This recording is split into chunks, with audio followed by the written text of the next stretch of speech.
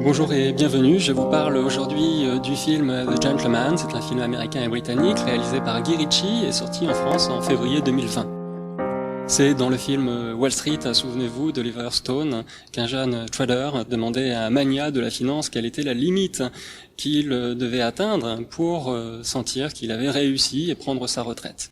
Et il lui répondait, ma limite c'est plus. Eh bien, dans ce film, The Gentleman, c'est loin d'être le cas, puisque dans ce film de gangster nouvelle génération, le héros veut raccrocher. L'Américain Mickey Pearson est devenu un homme d'affaires très brillant, très prospère, grâce à la production et la distribution de produits illicites. Et il a bâti un empire doté d'usines dernier cri, d'un savoir-faire inégalé, de procédés innovants, d'un réseau implanté partout dans le pays. Mais il veut vendre son entreprise pour prendre une retraite bien méritée. Lui, il pense justement avoir atteint cette limite. Il veut donc arrêter son business dans le domaine des stupéfiants, pour se racheter une conduite, devenir un homme respectable dans la bonne société anglaise. Et jusqu'à présent, même s'il côtoie l'aristocratie du pays, il a une réputation qui lui colle à la peau. Il dit au début du film à un repreneur potentiel, « Tu vois, je me retrouve avec la réputation d'un homme qui s'est fait à la dure. On peut dire qu'il y a du sang sur ses jolies mains blanches. » Mais dans quelque temps, une entreprise comme celle-ci aura besoin d'un visage au passé sans tache. En effet, à cause de la légalisation de son produit, Michael Pearson s'attend à un essor de la demande, ce qui est très bon pour son produit, mais il prévoit aussi qu'en raison de son passé plus que douteux, il soit évincé du marché. Et donc c'est pour cette raison, et aussi parce qu'il veut passer plus de temps avec son épouse, qu'il décide de raccrocher. Et la retraite, dit-il, ne me paraît pas si mal. Les promenades en campagne, à cultiver les roses, avec ma tendre moitié, lever des chiots, je le mérite. Bref, il a l'intention de se gentrifier, comme il le dit à plusieurs reprises. Alors, gentrifier, il faut le savoir, c'est un mot qui vient de l'anglais, gentry, qui désigne la petite noblesse anglaise. En somme, il s'est embourgeoisé, il s'est rangé.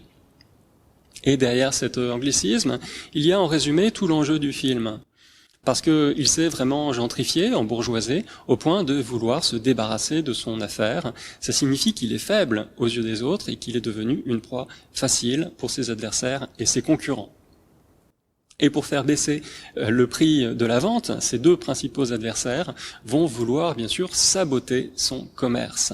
Cette nouvelle du départ de Mickey Pearson va mettre le pays tout entier en ébullition, chantage, complot, trahison, corruption et enlèvement, et le personnage principal va devoir mettre de l'ordre dans tout ce chaos. Le réalisateur Guy Ritchie signe donc un excellent film, et les critiques sont assez unanimes en ce sens, je cite. The Gentleman est donc le retour de Guy Ritchie au sommet de sa forme, un cinéma pop brillamment écrit, au casting dantesque. Le cinéaste retrouve son humour d'antan et une réalisation plus posée, incontestablement son meilleur film depuis Snatch.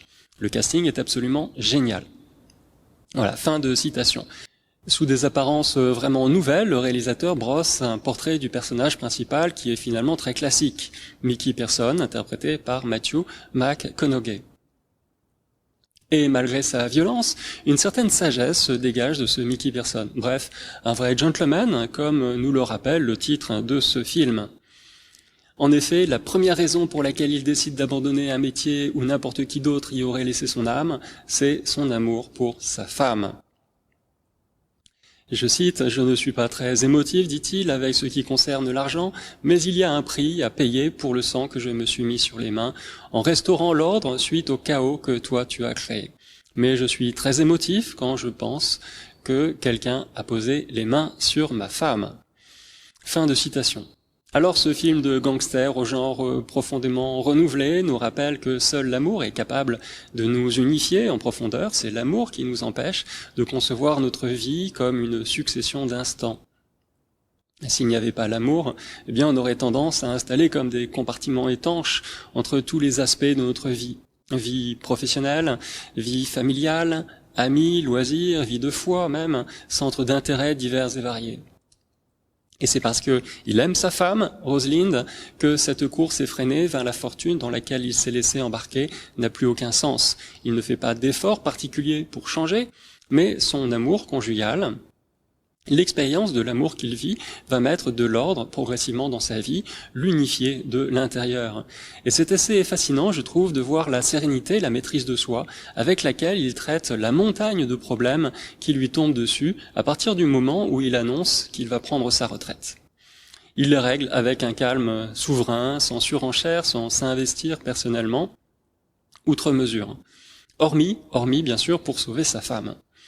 On voit aussi une amitié fondée sur un respect réciproque s'instaurer entre lui, Mickey Person, et le coach interprété par l'excellent Colin Farrell. Mickey Person abandonne tout sentiment de vengeance pour collaborer avec cet homme. Et c'est cette amitié qui, finalement, va le sauver à la fin du film. Alors pour conclure, je citerai les philosophes de l'Antiquité grecque. Ils avaient à propos de l'amour cette très belle expression « bonum est diffusivum sui », ce qui signifie « le bien se communique ». Cela appartient à l'essence même du bien de se communiquer, de s'étendre. L'amour se diffuse en nous et s'étend en créant de l'unité, en apaisant nos facultés, même les plus sensibles. Voilà donc un très beau film que je vous recommande, en particulier pour vous aider à vous recentrer sur votre vie de couple, pour retrouver la flamme de vos premières rencontres. C'était le Père Julien depuis l'église de la paroisse Saint-Ginier à Marseille. Merci d'avoir suivi cette vidéo et je vous dis à bientôt pour de nouvelles aventures.